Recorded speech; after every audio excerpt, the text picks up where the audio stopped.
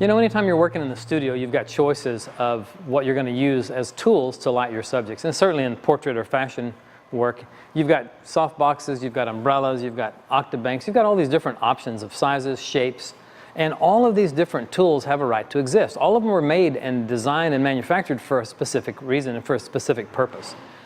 There's not one tool that is sort of everything to all pictures. You really do have to have a variety of light shaping tools.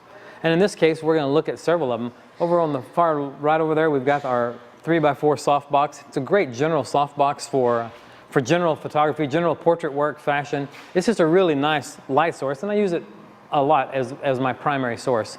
I've got a strip light here that is really ideally suited for accent lighting, for specifically sending diagonal washes of light across a background, things like that. It's great for lighting hair, shoulders, arms, legs. The octabank, the big guy, of course, that's a great light source for big, soft light, directional light, yet still soft. The umbrella, everybody's worked with umbrellas before. Umbrellas are great light sources, but they have a very specific look. And so, like I say, all of these lights have a specific use, and we're going to go through these one at a time. So we're going to begin with an umbrella light, and the first thing we'll do here, this is a white lined umbrella, and it works as a reflective source. So light fires off, hits inside the parabola, if you will, of the umbrella and kind of forces the light forward. And it's a great source, but it's really good for one thing, and that's lighting a large area. If you've got a lot of people to photograph, like a large group shot, an umbrella is your ideal choice. If you want to try doing a nice fashion shoot with one light up high, kind of have a nice gradation of light, an umbrella is a good choice. So we're going to try that. We'll see how this works. So Natalie, come on over. Let's put you right about here. We'll put you right about there, and let me get a good reading. Let me raise this light up just a little bit, and I'll get a good clean light reading on you. And I want to use this one light on the set, and I'm not going to use another accent light or background light or anything else. So I'm just going to fire this off and get a good exposure here. So I'm at 11 2/3. Okay, this looks pretty good. Let's do this for me. Can you just turn to your left a little bit? Yep, good. And now I just want you to bring your head back around sort of toward the light a bit. And just push your hair back on the right just a tiny bit so I can see your eyes. Okay, let me just fire one off here and we'll take a look. Good. So our first test shows that it does a real nice job, and at this distance, that light, because of the source and because as broad as the umbrella is, you can see she's a good 12 or 15 feet, maybe even 20 feet to the background wall. Well, we've got enough light in here from that umbrella that's kind of spinning around because it goes everywhere, that is also lighting up the background for us. And that's got to be one of the options when you make your choices on your light shaping. If you're running short of number of studio strobes that you have, for example, and you've got to get some light in the background, then maybe you switch from a softbox to an umbrella because you can get some light back to the background really easily. You can't do that with any other light source. So it's really a good choice for this sort of thing. Let me shoot a couple here real quick, and let me come in on her face and give her some options here. Here we go. Nice, good, that's real pretty right there. Good. Let's turn you a little bit more to your left. Yeah, now bring your, that's a little too much. Come back, that's good right there. Now bring your head around. That's it, your eyes right in here at me, perfect. Good, let me do one more of those. Excellent. I'm just gonna drop that light just a little bit lower. I'm gonna drop it down because one of the things that happens as the light spreads like that, the origin of the light was just high enough that I was losing the catch lights in the eye. And we can't lose the eyes. You can't lose the catch lights in the eye, folks. If you don't have great catch lights in your eyes kind of look dead. And so I've always found that the eyes the pictures will have more impact if you've got good, rich catch lights in the eyes. And we can even make that source a little bit softer by increasing it by simply just moving it closer. So let me do that. Let me bring it a little bit closer, and then I'll take one more series here, and then we'll move on to the next thing. So let me bring it in a little bit closer. And now let me just take a quick reading here. I'm using my Sekonic 758. And of course the reading's getting quite a bit higher at this distance. Now I'm over 16 1/3. Do one more here, there we go, that's good. Good, chin up just a tiny bit for me. Right, and bring your head around just a little. Just push your hair back just a tiny bit more for me. That's it, right there. Nice, nice, nice. Good. This time let's just turn your shoulders to me a little bit this way. A little bit more. Your feet, legs, hips, everything. There you go. Good, now bring your head back just slightly right there. That's it. Nice. Let the top of your head just tip over just a bit. Chin down a little bit for me, right there. And chin back up a little bit, sorry. That's it, that's better. Good, a little smile in this one right in your eyes. There you go, good, good. Excellent, excellent. So now we've got a nice mid-tone gray background. And it's great. It's a great. You can work a single light source like this and do headshots all day long for actors, models, that sort of thing. And it works really well. So just to wrap up, an umbrella is going to be a great light source if you've got to light a large area or a lot of people. In this case, we're in a very large studio here. If I want to shoot a full length of her and get a nice shadow from her legs and a nice light source going onto the background, I can't really do that with anything else, but I can do it with an umbrella. If I've got a group of 35, 40 people, I can light that with 2 umbrellas, and I couldn't do that with any other light source. So it's really a good source. It's a very universal source, and it does have a right to exist, if you will. Not the first choice for a tight headshot all the time, but a really great source of light. Now let's move on to the Octabank. This is a nice large source, and that's what we'll get that set up next, and we'll do some real nice, beautiful light, soft light portraits on her face. This is a 60-inch Octabank, and I like this light source a lot. Where it differs from the umbrella spreads light all over the place, but it's relatively a small source. Whereas the Octabank kind of holds light into place, but it's a big source. And as we talked about before, it's always about size relative to distance. You need a big source, then work it in close. If it's a medium source, then you can pull it back a little bit. But the Octabank works as a really good source for this type of portrait lighting. It really does a nice job of smoothing out any imperfections in the face. It minimizes contrast from lines, wrinkles, texture in the face, things like that. And it does a real nice job because it softens the edge of all the shadows. As long as the shadow edges are soft, then it appears that the surface is a little bit smoother. So it works as a really benefit to photographers trying to smooth up a face. So in this case, we're going to put the lovely and talented Natalie. Let's just move you back a half step. Yeah, and let's turn you that way just a little bit. Good, good, good.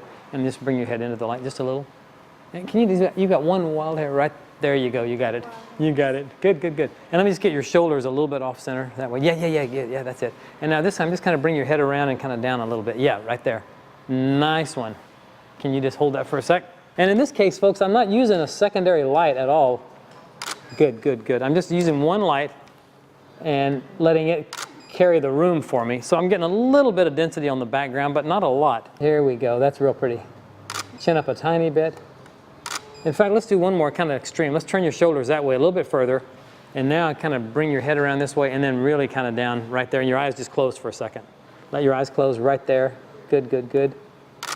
Stay right there for 1 second. I'm going to do the same thing, but I'm just going to move this light around further, creating a little bit more of a shadow, a little bit more drama.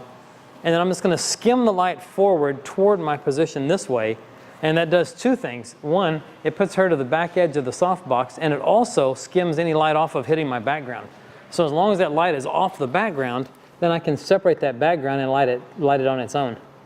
There we go. Good. I like that a lot. Just let your eyes close on this one right there. Perfect. Don't move. Don't move. Good. Let me shoot that same thing horizontal. Good. Right there. Okay, so in this case, so again, I'm just watching her eyes and I'm looking at the position of her eyes. One of the old rules of portrait photography was always to have the catch light in the eyes at either 10 o'clock or 2 o'clock if the eye was a clock. That puts the light source at a 45-degree angle to the face, which gives it really good depth and form and dimension. So it's not, again, it's not a hard, fast rule, but it is something to keep in mind. In this case, I'm a little bit low, so I could bring this up a little bit. But I can see in her eyes, I've got a nice directional light, great catch light. And this is working pretty good. This looks real nice. Let me just raise this up a bit, and I'm going to bring it around a little bit in front of her. I like what this source does to a face a lot. And then as you see, what you'll find is as you move that light source further and further back from your subject, I'm going to get a little bit more and more light onto the background.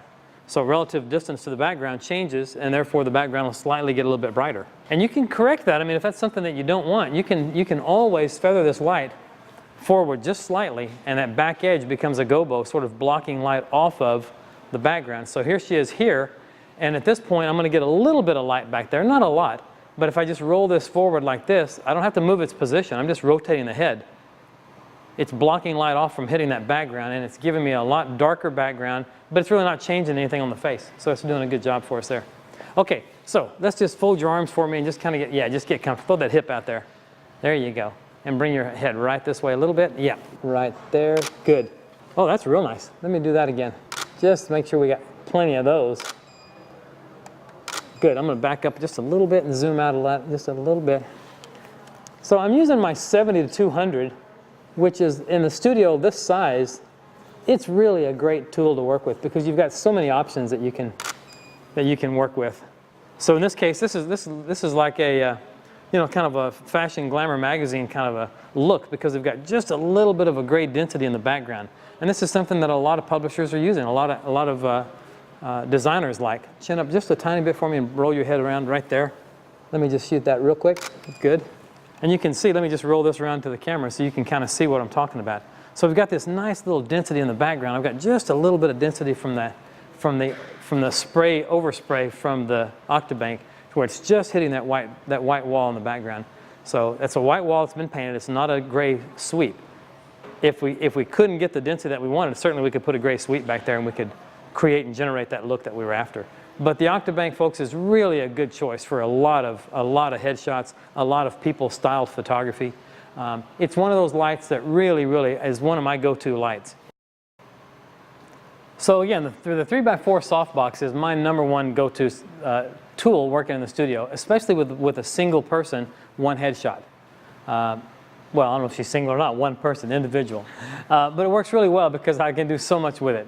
I can work this in pretty close and get a beautiful, nice, soft light source. And I can also skim light past and hit the background, or I can gobo it off the background. Now, one thing to be aware of is always look at your models and sort of do a quick facial analysis, if you will, even a rough one. The way her hair is positioned, her hair, she's got a little bit of a part right here on over her left eye. What that means is, and after I just shot that last picture, I think that her face will open up much better from this side. So I'm going to move the main light to the right side, her left. And that's just going to open up her face a little bit nicer, I think. Then we'll get some nice light in both eyes. So we'll position her. Let's just move you back another half step or so. Yeah. And now go that way just a little. That's it. Right in there. Let me get a quick reading of that. And we should be ready to go here. I think that's going to put us around f8 at that distance. And yeah. So do this for me. Just kind of get casual, comfortable. Maybe fold one leg over the other one. Yeah. Good. And just bring your head to your left shoulder a bit. Yep. Right in there. Turn just a little bit more that way. Okay, there we go. That's better. Good. Oh yeah, I like that a lot. This is a completely different look than the Octabank. The source is completely different, and your face has a little different look to it. And this side of your face is I think, photographs a little bit better. So I'm just going to come in a little bit tighter here. And we're going to look at this background brightness relative to where she is. So I've got this nice gray look going on back there again. And I can cover that and make it a little bit more dramatic and have that background a little darker by just simply doing that. All I did is just barely tweak my box a little bit. And at first glance, you're going to look at this and say, wow, the light's not even hitting her. It's going past her. There's plenty of light getting her because the inside walls of this softbox are silver. So light's coming out of there and coming right into her face. So it's working really well. Nice. Good. Can you just push your hair back for me off of your eye just a little bit? That's it. Nice. Chin down a little bit and turn your head to the light just a bit right there. Nice. Really pretty. And just kind of throw one hip out a little bit and just barely bring your head around just a little this way. That's it. That's it. Perfect. And chin down just a tiny bit right there. Good. Good. And this is one of those light sources that you really can do a lot of things with. I'm going to turn it horizontally.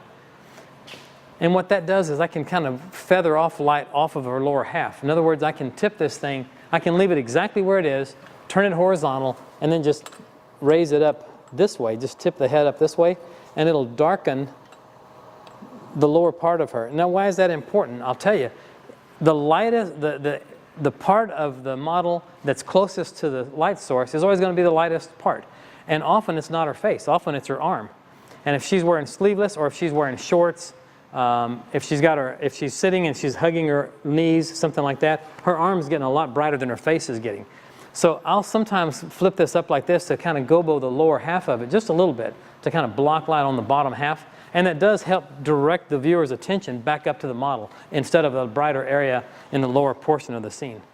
So it works really well. And again, it's just a little bit of control. We didn't lose anything. Our exposure is exactly the same. But I always double check it. I'm a real knucklehead about exposure. I just always want to be sure about my exposures. So let me fire off another one here. Let's just turn your shoulders that way a little bit and bring your head back into the light. A little bit more this way. Yeah, that's it. Right in there. Nice. Good. Turn your head this way just a little bit more. A little bit more right in there. Good, right there. That looks nice. Wow, that really does look nice. That's really nice. I'm going to warm this up just a little bit. I'm just going to take my color balance from daylight to flash, and I'll just warm it up a little bit. Chin down a tiny bit for me right there. Yeah, good. And just bring your arms up and kind of, in fact, a little bit higher. Just kind of hug yourself a little bit up tight. Yeah, let me come in a little closer. And let's just rotate your hips that way, this way, just a little bit. Yeah. Now bring your head quite a bit around. That's it, right there. Perfect. Don't move. Right there. Good. One more of those. Not quite as big a smile on this one. Nice. Your hair is great. Excellent. Good. So again, if you come in and take a look at this, you'll see that what happens with this 3x4 softbox, I can create lots of dimension and shape on her face. And you can see how really nicely it does. It really comes in nice and shapes up the face.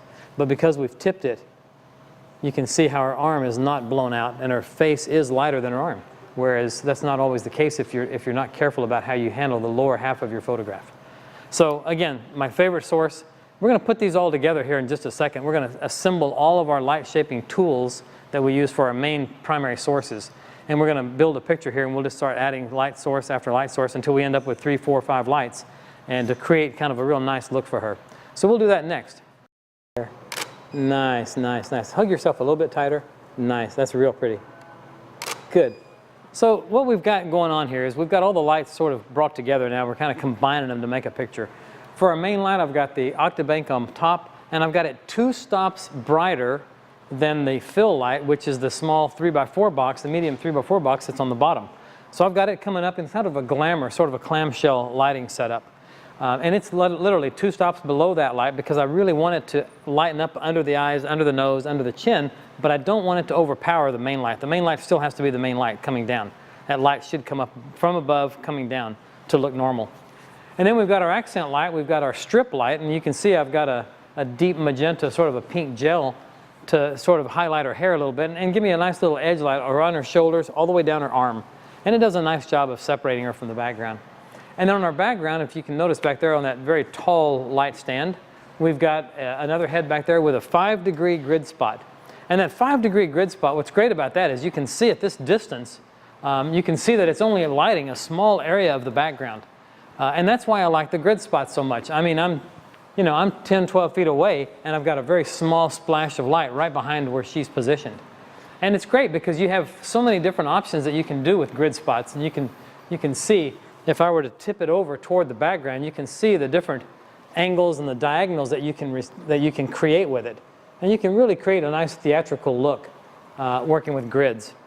Grids are great, and they're also really nice and handy to use for hair lights and accent lights from behind my model. If I turn the grid spot and aim it back toward her, and I just want to highlight her hair a little bit, the grid works really well for that because it so confines and constricts the light that it won't cause any flare into my lens. And that's one of the big concerns with using an accent light like this.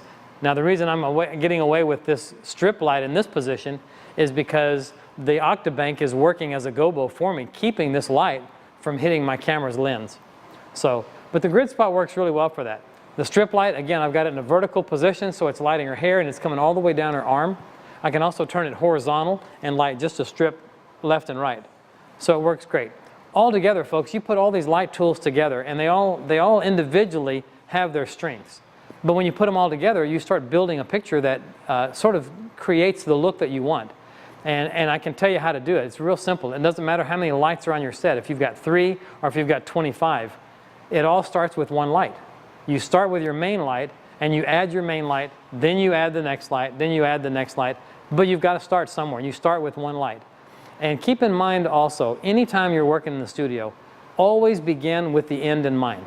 So you have to sort of think forward to what the end picture is going to look like and start working in that direction and just start ticking off the check boxes all the way down the list until you get them all in position. And adding the main light first is the first rule. I always work with this ball head because I love the ability to kind of freewheel a little bit here and hold it in my hand like this. So, okay, Natalie, here we go. Just fold your arms up there. There you go. Good, good, good. Nice, right there. Good. Go ahead and bring that background in a little bit closer. Closer, closer, closer. And then feather to your right, just a little bit. That's it. Nice. What we're doing back there, that's just kind of directing the viewer's attention right to Natalie. This is great. Your hands look great. Your hair's terrific. Can you let's try a variety. Let's just push your hair back off of your right shoulder. so I can see your shoulder a little bit more. That's it. Chin down a tiny bit, right there. Good. Kind of lean toward me forward just a little bit. A little bit more. Yeah, right there. That's a real nice look. Good. That background's looking good. Can you just give me some variety? Just kind of wiggle it to the right a little bit. That's it. And move it, and then let it go almost to touch the wall, to where it's almost touching. A little bit closer. That's it. That's it. Can you do that same thing and just move it in closer to behind her a little bit more? That's it. A little bit more, even a couple more inches. That's it. Now let it touch the wall. Right. That's the ticket. Yeah, that's it. Yeah, that's it. A little theatrical. Nice, nice, nice. Roll your shoulders that way for me just a bit, and now bring your head back. Yeah, right there. Chin down right there. That's it. Awesome. You're going to like this, I think. I'm going to come in real tight and do one tight headshot here. Nice, nice. I think we're looking pretty good here, kids. I think you're going to like that one. Good. Relax for a second. So to wrap this up, what's happening here is the ability that we have to direct our viewers' attention. And one of the things that that grid offers in the background is I can place that grid, and this really directs where the viewer's eye goes. Imagine going into a movie theater, and as the scene changes, your eye is going to go to a certain area of the scene. Well, in the studio, we have that same ability. We can direct the viewer's attention anywhere we want them to look based on what we do with our light. We need to talk a little bit about metering and the concept of light quantity. I've been talking about light quality for days here, but let's talk about light quantity and what we have to do to make sure that we nail our exposures every time we take a picture. We can't miss, we can't guess, we can't get close. We really need to be dead on. Now, there's a couple of things we need to establish as a foundation first. First one is, there's only two types of meters in the world. It's either a luminance meter, which is also known as a reflected meter, and there's also an illuminance meter, and also known as an incident meter. The reflected or luminance meter outside, working in ambient light situations like the meter through your camera, a spot meter, that sort of thing, it only has one brain, and that brain's 18% gray. That mid-tone, that's all it knows. It tries to make everything fit that same tonality. An incident meter or an illuminance meter only has one brain, and its brain is reality. So if you do what this meter says, you're always going to get a true and proper and dead-on exposure. So that's the first thing that we have to talk about and establish. In the studio, I always work with my incident meter, my illuminance meter. And I do exactly what my meter tells me. I don't try to second guess it.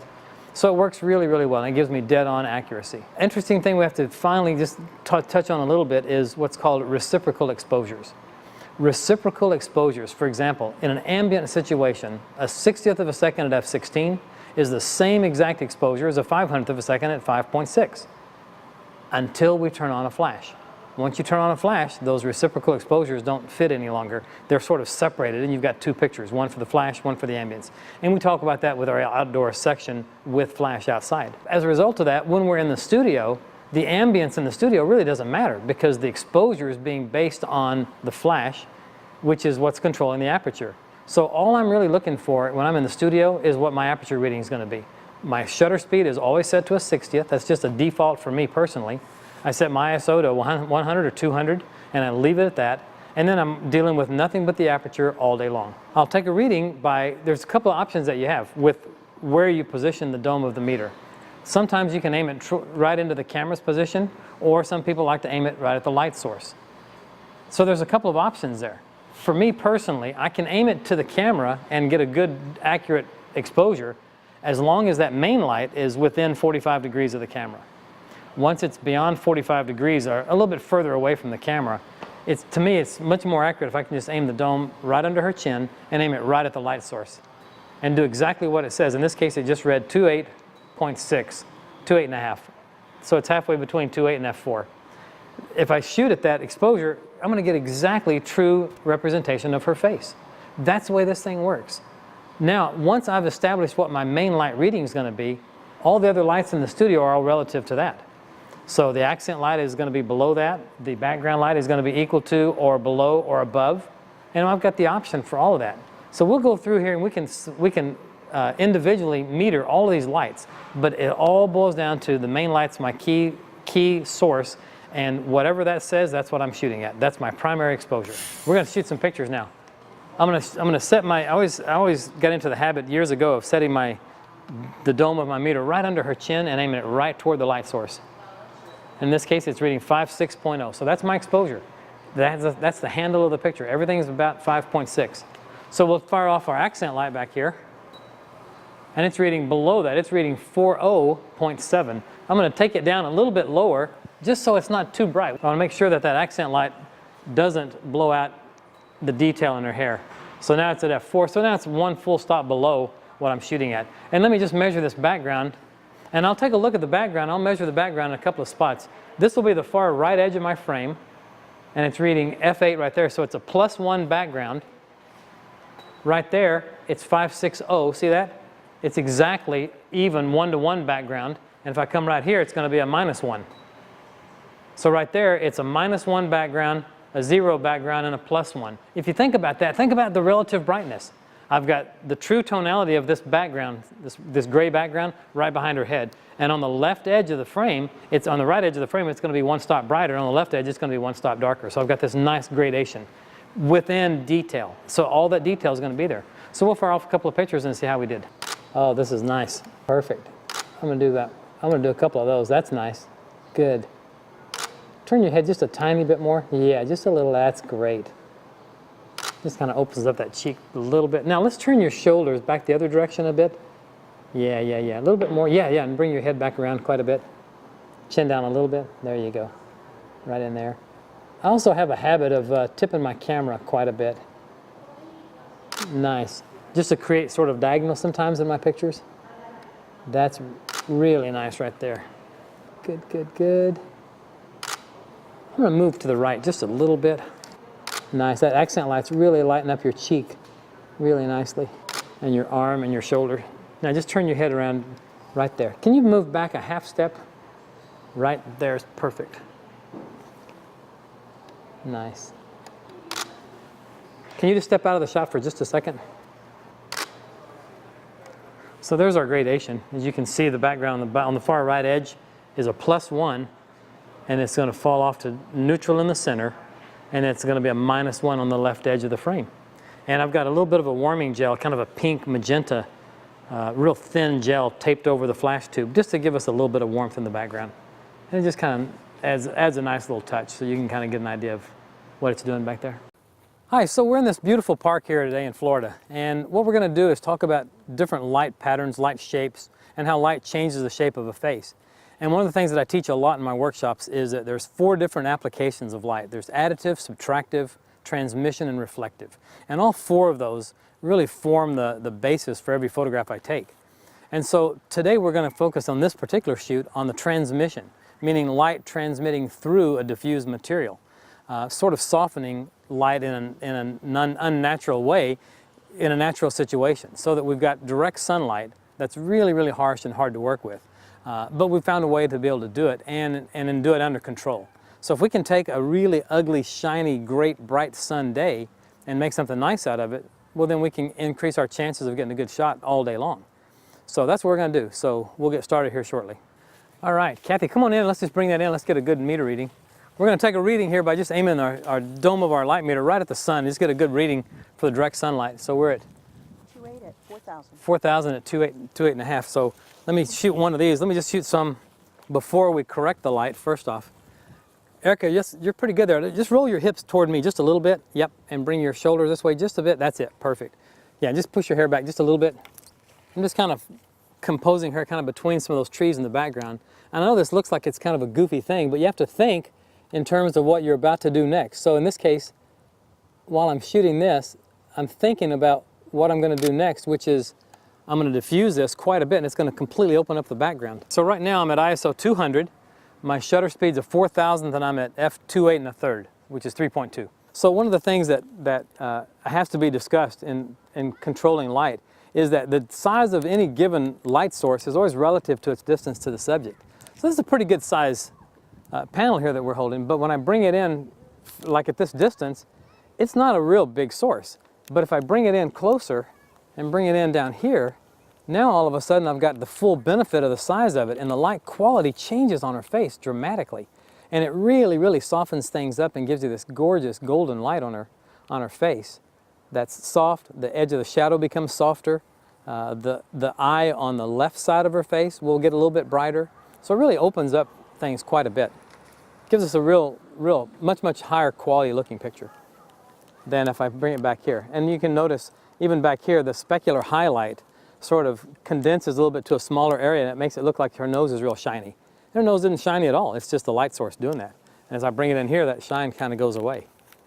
So it does a real nice job of controlling the highlights and shadows for us. So here's the thing. When we bring in the transmission lighting, it's doing a couple of things for us. Number one, it's diffusing the light. It's softening the light like crazy. Obviously, it's going to soften the highlight. It's going to soften the shadow. She's not going to squint anymore. We're going to have a great usable picture all of a sudden. But we're also taking light quantity away. So we're losing light by a stop and a half, 2 stops, depending on the density. Well, whatever we lose in light, we're going to open that exact amount up in the background because I've got to open up for the loss. And when I open up for the loss, the background shifts brighter. So that's the key to this and making this thing work effectively is pick the backgrounds that you know are going to look great by the time they get a little bit lighter and a little bit out of focus. You know, your eye looks around the park and we see everything sharp to our eye, but I've got to think in terms of 2.8 if that's what I'm going to shoot at. So I've got to think more than I can see, if that makes any sense. It's like the old saying about you have to learn to see light. You can't learn to see it, you have to think it. So that's what we're doing here. Let me hold this for a second. Kathy, go ahead and grab the meter reading real quick and put it right in her face. Go ahead and get the soft light. There you go. And now I'll take a reading. You want a 2.8? Yeah, so just roll that up or down until you get to 2.8 something. 2,282. Perfect, perfect. Nice, nice, nice. Good, good, good. Totally, totally different picture now. Bring that back shoulder to me just a little bit. That's it, right there. Don't move. Perfect. In fact, why don't you bring your right hand down and just let your right hand come down in front like that. Perfect. And just kind of lean forward from your waist a little bit. Now bring your head to me, right there. That's it, right there. Good. Excellent, right there. I'm going to come in a little bit closer. Your eyes, right there, perfect. Let me just scoot down on you a little bit. And I'm just kind of positioning her, folks, right between those trees back there, knowing that they're going to get a little bit bright. And I'm always keeping my eye on my histogram. Right now, my exposure, you can't see in this direct sunlight, but my exposure is dead on. I've got a little bit of a gap on the highlight side and a little gap on the shadow side, which means I've got this full range image, and I've got detail all the way throughout the frame. Awesome. Good, good. Bring that back shoulder to me just a little bit, right there. Great. Let's do one more of those. Perfect. Relax for just a second. Oh yeah, this is looking really nice. And what's interesting about this too, when you use this kind of a technique, is that when you diffuse the main light source with a translucent fabric of any type like that, it softens the highlight, softens the shadow and all that, but it does another thing it sort of plays a trick on your mind, because it makes the shadow look like the shadow gets brighter. The shadow doesn't get brighter at all, the shadow stayed the same. All I did was open up for the loss of light, which makes the shadow look brighter. So you can really change the ratio of highlight to shadow by just lowering the value of the highlight side and opening up for the loss, if that makes sense. So now, in order to produce even a little bit more depth, I want to open up that hair just a little bit. So I've got Robbie back here. Robbie, go ahead and hold that silver up really high for me. And I want you just to tip it down and put it right on the edge of her hair, right there. Can you wiggle it back that way just a little bit for me? And now tip it down just slightly right there. So now you can see how I've separated her hair from the background just with this silver reflector. And the way the silver works, it only works effectively if I've got him standing out there in direct light. In other words, if he was in the shade, it doesn't work. He's got to stand in direct sunlight in order to redirect it 100%. So let me shoot a couple more real quick. Perfect. Kathy, come to me a half step. That's better even, right there. Good. Awesome. Good. Let's do the same thing. Oh, this is looking good, you guys. This is looking really good. I'm going to do the same thing, but I want to make one change. Robbie, do this. Just flip that around. Let's get the gold side of that. I like gold reflectors in hair. I don't like to put gold reflectors on the face too much, but I like this nice warm accent that we're getting from this gold reflector. That's really nice, right there. Good. Kathy, can you back up just a half an inch? That's it, right there. Yeah, good, good, good. Push your hair back off your shoulders for me on both sides. Yeah, now then, Robbie, can you come toward me this way a half step? Now we're getting a little bit of a highlight on her cheek. You see that little highlight coming in? And that identifies these great cheekbones that she has. Yeah, that's nice. Come on around, Robbie, just a little bit. And can you pop over the other side of the fence? Kathy, I moved my position, so I need to move you that way just a little bit. Yeah, right in there. Erica, you look pretty great, kiddo, right there. Nice. Can you do me a favor? Can you push the hair back on your left cheek and bring it around on your right side? Okay, there you go, right there. Yeah. And Kathy, I need to get you out just a tiny bit. That's it, right in there. Good. Erica, let's do the same thing, but I want to move you this way, a half step. Just kind of lean forward a bit. Oh, perfect, don't move, perfect. Did I say perfect? Okay, so one of the things that has to be discussed is when you're using any kind of a softbox or a diffusion flat like this, if you stand opposite the panel, you can see right now she's centered right in the middle of the panel. From left and right, her face is right in the middle of the panel. What you want to do is work the panel forward. So Kathy, move straight forward a little bit more.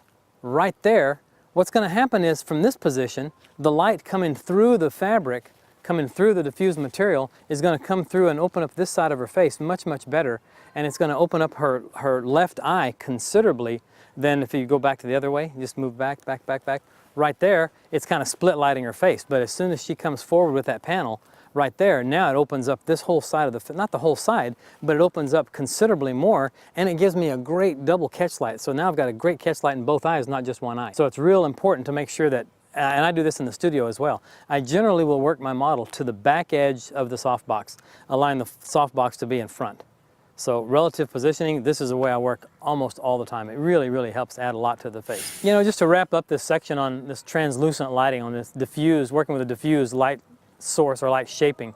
One of the things that I've stumbled into years ago was that anytime I have soft quality light, if I can get opposite that and get into the direct light with a gold or with a silver reflector and redirect it back into the hair, it really does set this picture apart, and it really does separate my subject, in this case the lovely and talented Erica. So, you know, working with Erica, we've got this beautiful face, and you can see, look at the jawline on her cheeks. If I don't highlight that and utilize something like one of these reflectors, gold and silver, I'm the one that's losing. Now, working with this and working with this translucent fabrics gives me the ability to control this light in a really nice manner, in a really nice way, and it doesn't cost anything. That light is going to be here every day. All you need to do is make sure you've got good, clean, crisp, sharp light, hard edge shadows, and then you can soften it all up. Using different layers of fabric, you can make this as soft or as harsh as you want. And the highlights created by the reflectors, gold, silver, even white back there, really make a big difference, and it really does enhance the portrait. So we've talked about additive, we've talked about the 4 applications of light: additive, subtractive, transmission, reflective. Additive, let's talk about additive. I've got a lot of light here, I've got tons of light here, but I need to add light to it for a reason. There's got to be a good reason if I'm going to add light, especially flash outdoors. And one of the problems that people seem to run into is when to use flash and when do you not use flash. I use flash outdoors for one reason and one reason only, and that is relative brightness of the background. The background can either be the brightness that it truly is, or it can be brighter than it truly is, or it can be darker than it truly is. All of those 3 things I can accomplish with flash outdoors. So, for example, if I put flash on Robbie's face, the only reason I would do that out here is because I need that sky. I'm shooting toward the west, toward the setting sun. That sky is going to be white. It's not going to be blue because I'm not aiming toward the east. Looking back this way, that sky is going to be white. What I want to do is bring down an exposure for the sky and then light him to match the exposure for the sky, if that makes sense. I just got to separate the 2. It's almost like I've got 2 pictures in one when I use flash outdoors. The flash takes care of the primary subject and is controlled by the aperture. The shutter speed takes care of the sky and any area of background and ambience. And so I just control the 2 separate. So, first things first, let's put one flash up here on Robbie's face, and let's use this guy right here. I'm using the Nikon SB900, and in this case I've got it turned on, I've got it on a remote setting, and on my camera I've got the commander module, which is the Sending Unit 800, the SU800. So let's put you right about where you are, Kathy. That's just about right. And I want to make sure that that sensor, that I can see that sensor. You know how that works. So let me back up here, and I think I'm going to shoot this vertically, so let me just flop my camera over real quick. I'm going to get a spot reading through my camera. I'm just going to get a spot reading of the sky, and I'm going to bring that brightness down, and it's saying right there that I need to shoot at a 800th at f11, and that's going to give me a pretty good look in the sky. Nice, right there.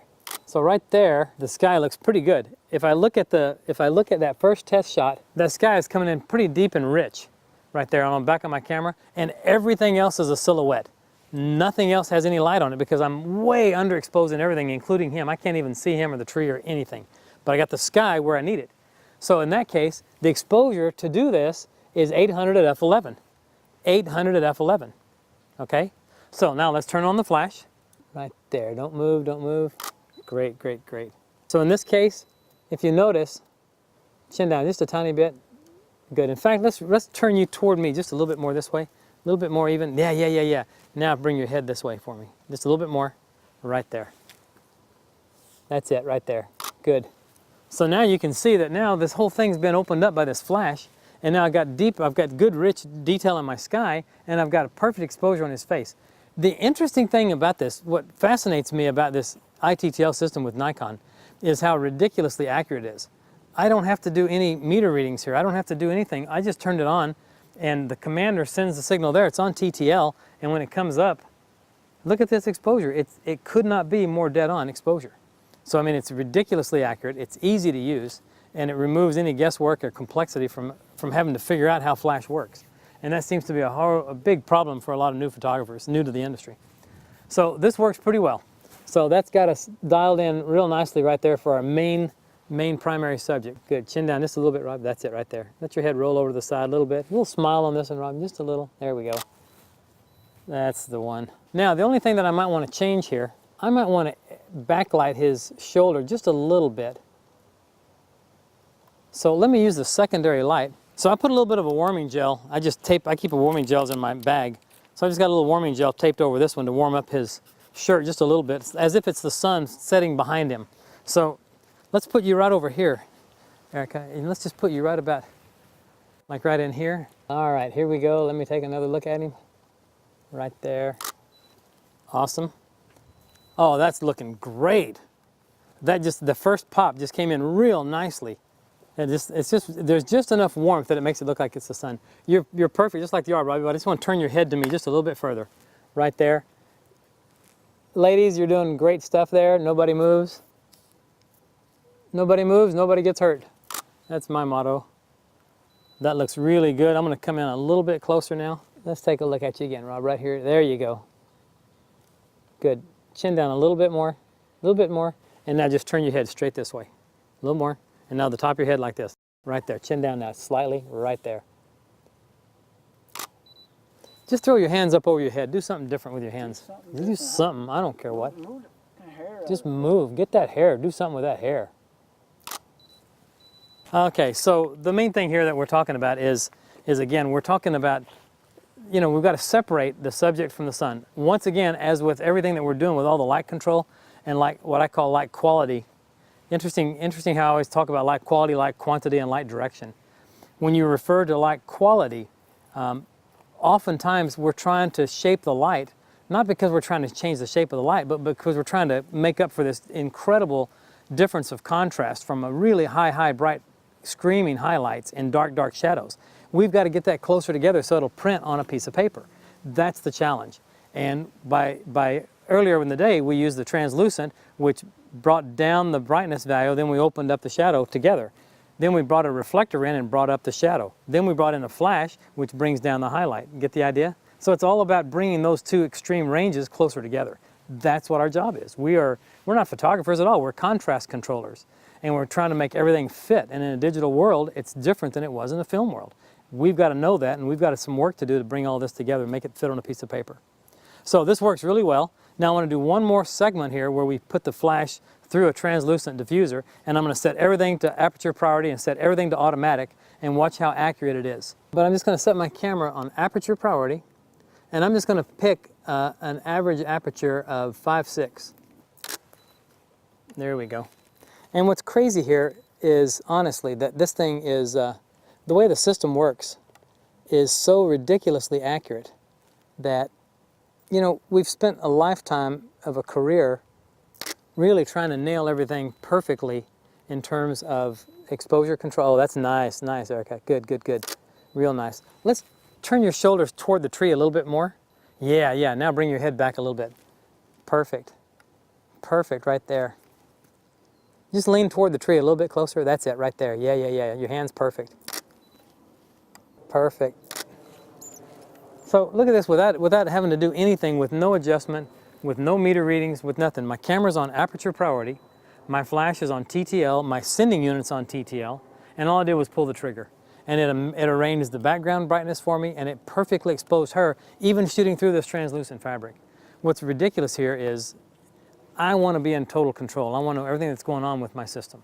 I try to do everything manually, but occasionally everything about the automation works for you. And so one of the things about automation is if it works, then use it. Don't say you're a purist and that you can't dare use it. I don't care if you're a purist or not. If this picture looks great and I can do it a lot quicker than having to think through and go through all the complexity of all the readings, why would I not want to do that? And this works every single time. It's deadly accurate.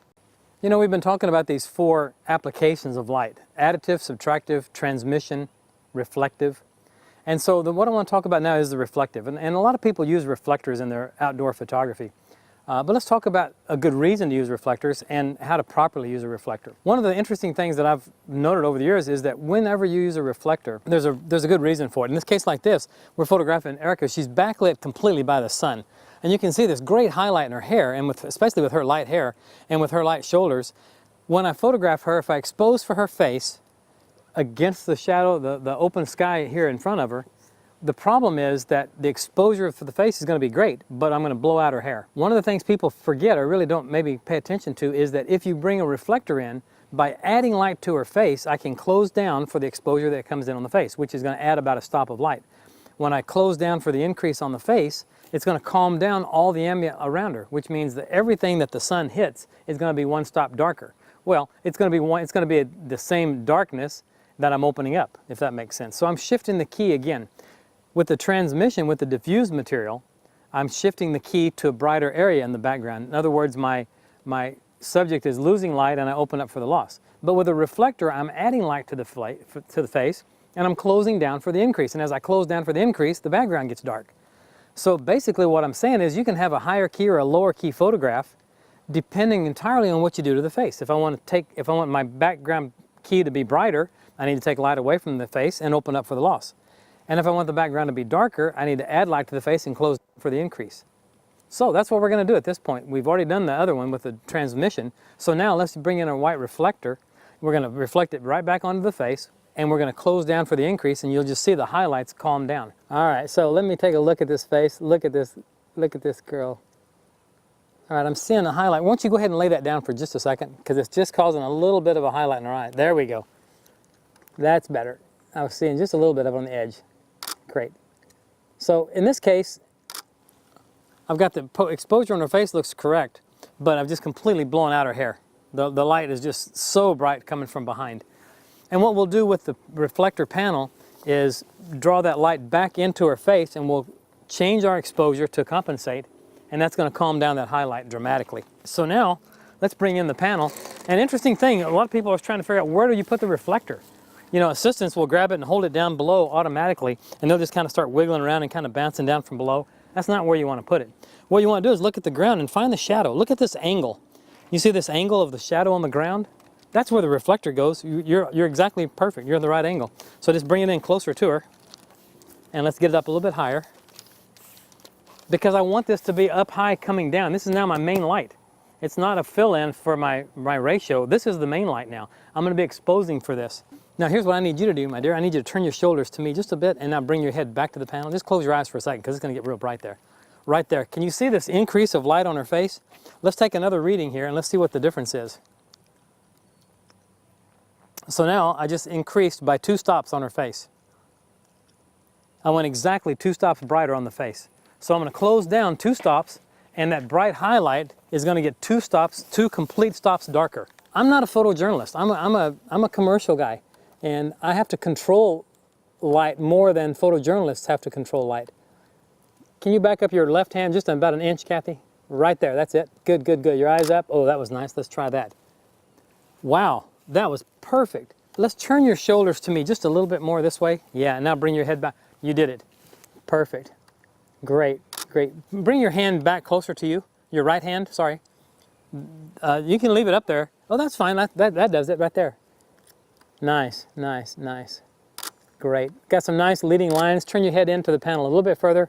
right there. And push your hair back on the right side a bit for me. Yeah, yeah, yeah. That's nice. Good, good, good. And just turn your head a little bit more. That's it right there. Good.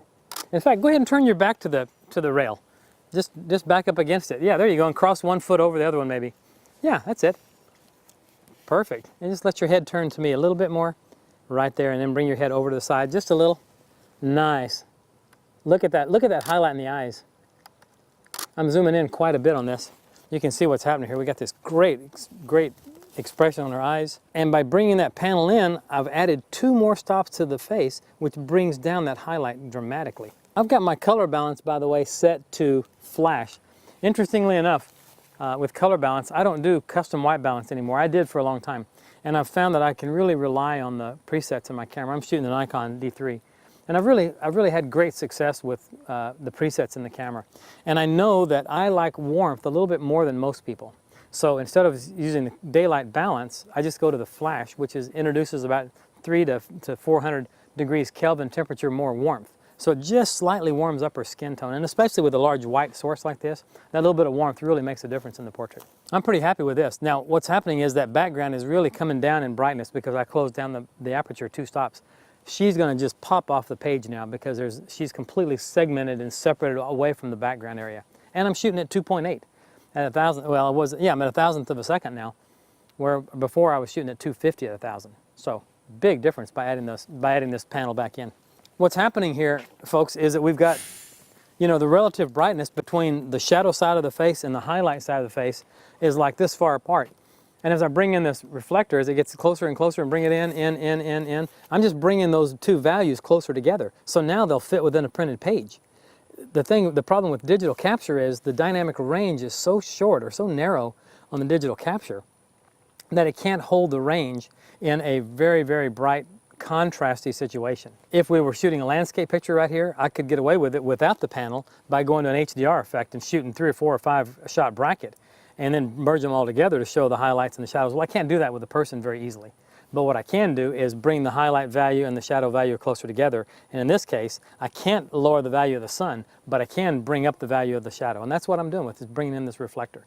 That's the way I use a reflector, and that seems to be the most reasonable way to me to use one and why you should use one. So the next piece I want to talk about is another control, and it's a control that a lot of people don't use. I think people know about it, but nobody's really identified it and spend much time dissecting it, if you will. And it's a subtractive light, and that means, we've got a lot of light here. There's plenty of light, but it's not in the right position all the time. Sometimes we need to take light away from some place so that it will maybe come from a different direction or in some way enhance the picture by taking it away. So in this case, if you look over at Robbie, we've got a good looking model. We got this nice soft light coming from overhead, but his eyes are pretty dark under the nose, under the eye, under the eyelids, under his chin. It's all kind of dark and it kind of gets a little bit beefy. We've got to find some way to lighten that up. Well, the first thing that most people do is grab either a reflector or grab an off-camera flash or an on-camera flash to pop a little light in there to open up those shadows. And that's certainly an option. But I think instead of doing that, let's just take some of the light away. And so that's what we have these overheads for. In this case, we're at this pavilion here at the park. And I think if we can just move you back probably about a half step and right under there and move another half step back right there, all of a sudden his face is getting dark. Well, I can adjust for that. I can take care of the darkness with exposure. But what I'm gaining is all of a sudden, if you were thinking about the sky, the open sky. Yeah, in fact, I'm going to have to pull you right about here after all. Maybe right about like that. Let's move you right to the front a little bit, right there. Think about this open sky that's right here as a main light source. And in this case, that light source is all the way up here. So it comes from straight up ahead and it comes straight down on top of him. And that's what's causing the dark eyes, under the nose, under the chin. That's where all that darkness is coming from, because that light's coming straight down. But if he moves back underneath the edge of this thing, it's almost as if I just lowered my light stand, as if that was a main light on a stand. So I just lowered it down about 6 inches. And if you back up another half step, right about, that's too much, come back up a little bit, right in there. Right in there, we've got this light source. Now we've got these great catch lights in his eyes. And all of a sudden that light has come down and it's really opened up the face. So now we got some pretty good light going on. So let's do a couple with and without. Let me do some before and after and kind of show you the difference. So go ahead and step back up front. Kathy, you want to do a couple of readings for me? Just set the meter right under his chin there and just aim it right up at the sky. Right there, and take a reading there and give me something about 2.8 or so. Perfect. 200 at 284. Okay, so let's move you just a little bit to the side for me right there. And go ahead and turn off, you're too square to the camera. There you go. Yeah, just put your weight on one foot there. And just kind of fold your arms for me. Just kind of get kind of cash and comfortable there. Chin down a little bit. Yeah. So right there, you can see how dark his face kind of looks. Here we go. So you can see, even here on the back of my camera, you can even see how dark the eye sockets are. You know, you can see the light's really coming downward. That casting of just, it's kind of heavy coming from the top downward. Robbie, let's put you around here on this side. We've got him sort of to the front edge of this overhang. So in this position, that light is still directly up ahead, above, coming straight down. And one of the things that I recommend photographers to do all the time is you've got to leave the camera and you've got to walk over to the subject's position and look around.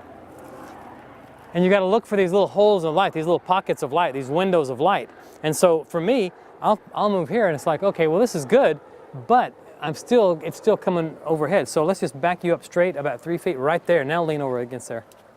Now this light shaping device on top, which is the edge of a roof, just saved me, and it just opened up the eyes, because now my light source is coming from this little hole right there. See that big white cloud right there? That's my light source. I just created a nice 45-degree light coming in that big hole right there. So now that's my source, and it's completely surrounded by those limbs, and it's creating a great catch light in his eye. So let's take another reading now, because we may have just lost some light. Okay, all right, so now we're at 125. We're at ISO 200, so we're at 125th. At 2.8, so this will put us right in the sweet spot of this exposure here. So this should look pretty good. I want to raise this up just a little bit and get this right up here. And so I can see there's a big difference here, right there. And we've got another little added benefit here, and that is right there. Robbie, chin down just a tiny bit, right there. His eyes just came to life right there. Can you guys see that? Boy, it looks great. And look at the catch light in his eyes. The catch light, if his eyes were a clock, the catch light's at about 1 o'clock, 2 o'clock, which is coming from a 45 from the right side of the camera, his left, which is ideal position to give me depth, shape, form, texture, dimension on that face. So you want your light to be directional. As long as that light's directional, I know I'm going to have depth in this photograph. If it's flat, there's not going to be any depth. We've got to have highlights and shadows to create that form and that shape. So this is really good, and it's working out real nicely here. So let's just turn you a little bit, Rob. Good, chin down just a, in fact, go ahead and turn just a bit. Yeah, kind of lean there. Let me see if hopefully your face doesn't get too dark. Oh, that's nice. And just bring your head to me just a little bit this way, sorry. Right there, and let the top of your head tip over this way. Yeah, that's it right there. That looks nice. That looks really nice right there. Good. Do that same thing again. I want to let your shoulders go back that way just a little bit though. That's it. Now bring your head back around this way. A little bit more. That's it, perfect. And I'm just going to come in a little bit closer. Don't move, good. One more of those. We're getting a nice little added benefit here too, and I want to talk about that a little bit. And that is anytime I do a subtractive technique, I'm still looking for trying to find a way to create depth and dimension. And so one of the things that you'll notice, there's a nice little highlight going on right over here on this side of his face. And that highlight is coming from, and you can find it you can't see it from the camera, you got to walk over to where they are. But by just looking around, it's like, okay, where is it coming from? Right there is that opening.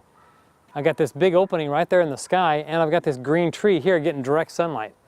Both of those combined are reflecting light right in here, and it's just highlighting his cheek right in here on the off side, on the shadow side of the face. You wouldn't even see that on the main light side because there's so much light there already. But on the opposite side, where there's light that's been subtracted away because of these trees, then the highlight pops back in.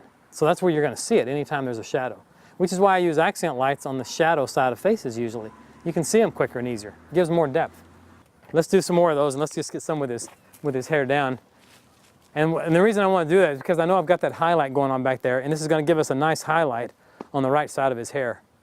So that's going to work out really nicely. Perfect. Now just bring your head this way, and your head just tip right there. That's it. Wow, that looks great. That looks awesome. And I'm framing him.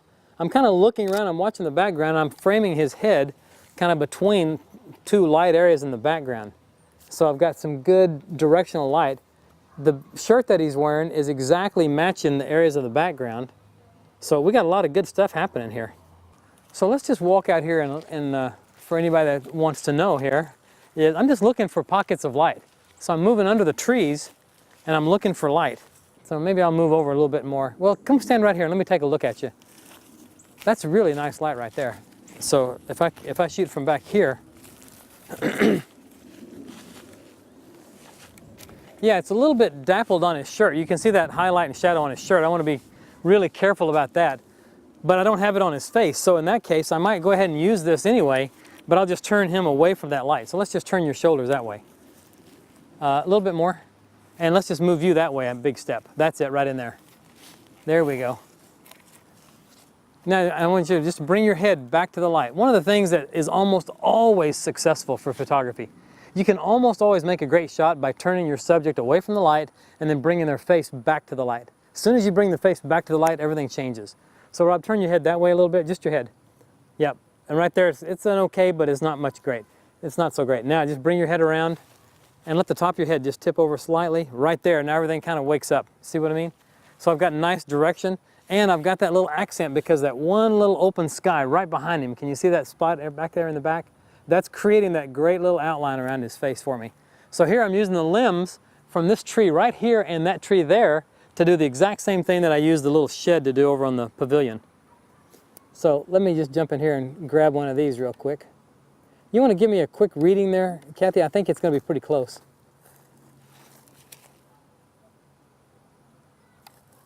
.125-287.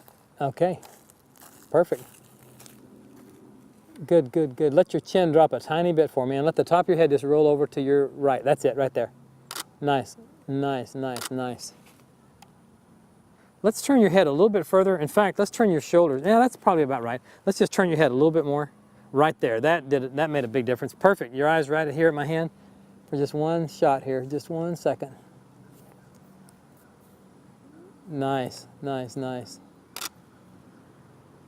Excellent.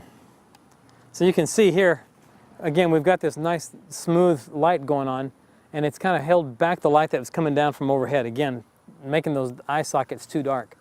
Subtractive lighting is something that nobody talks about. I'm not sure why people don't use it much, but to take light away from a scene or from an area that you don't need in a scene really makes a big difference. One of the things that I started doing years ago in photographing families, for example, is I would put them on the front porch, then I would back them up and back them up and back them up until it looks good. And if they've got a small porch, open the front door and put them in the front room of in their foyer of their home. I've stood in the street and in people's front yards shooting into their homes before to get great light. And you can do it. There's great light just inside the doorway. So it works pretty well. It's a great technique. I think people ought to use it more. Doesn't cost anything. Pretty free for those light shaping devices. So we get some great free light here. Well, let's wrap this up and let's talk about what this course is all about. For me, it's always been about light control. It's light quality, light quantity, light direction. Those are the three things I speak about most throughout the world in my workshops. And you know, it's interesting, as we've gone through the course, we've talked about additive, subtractive, transmission, reflective, all of these four applications of light. Think about the light tools that we have to work with. We've got the sunlight, we've got ambient light, we've got portable flash, studio lights. If we can take those four tools of light and utilize those four applications, additive, subtractive, transmission, reflective, and understand all the controls that we have, what we can do with our photography is unlimited. We can do anything that we want once we understand the foundation of our craft. And that's one thing that I preach, I guess, more than anything, and that's my soapbox that I sort of live on, is I want young photographers and new photographers and people new to our industry to not miss their exposures, to not do bad light quality, to pay attention to the details, understand the, I guess, the rudimentary aspects of photography, the foundation, understand, you know, simple things like camera technique and the correct lens, the correct using a tripod even. What a great technique it is to use a tripod. People forget the details. But if you'll pay attention to these things that we've discussed, if you'll put them into your toolbox, if you will, of knowledge, I think it'll help you maybe come a little bit closer to becoming the type of photographer that you want to be. Maybe not the type of photographer that I am or the type that someone else might be, but the type of photographer that you want to become. Do the work that does the most for you, that speaks to you, that you're happiest with and that your clients are happiest with. Don't try to please other photographers, just please yourself. And if you can do all of this, if you can understand how this craft works and understand the foundation and really pay attention to the details, then when you get into post-production, when you get into Photoshop, Lightroom, Aperture, you work with Nik software, whatever the tools are that you're working with, when you work with all those tools, then you don't miss. Then you're not wasting time trying to repair something. Then you're just enhancing what you've already created. That's when it comes together, and that's when you feel great about your work. And that's when everybody else will notice what you're doing. They'll pay attention. The work's going to look great. You're going to have a great, long, successful career. So thanks so much for tuning in. I really appreciate it. Hope you'll tune in the future. We've got a lot more things in store for you here at Kelby Training, and we appreciate you joining us today.